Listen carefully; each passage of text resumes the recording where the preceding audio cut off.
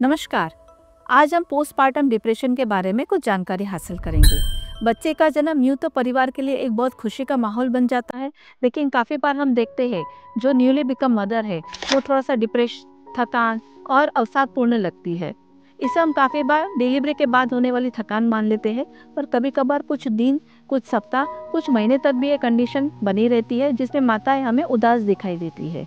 यह कोई थकान नहीं है, यह एक मानसिक बीमारी है जिसे हम पोस्टपार्टम डिप्रेशन कहते हैं। यह डिलीवरी के दौरान या उसके बाद में हार्मोन्स में जो गिरावट आती है उसके कारण होने वाली समस्या है। यह एक उपचार योग्य बीमारी है। आइए पोस्टपार्टम डिप्रेशन को पहचानें और उसका सही ट्रीटमेंट कराएं, ताकि न केवल फैमिली लेकिन माता भी इस उत्सव को मना पाए। धन्यवाद।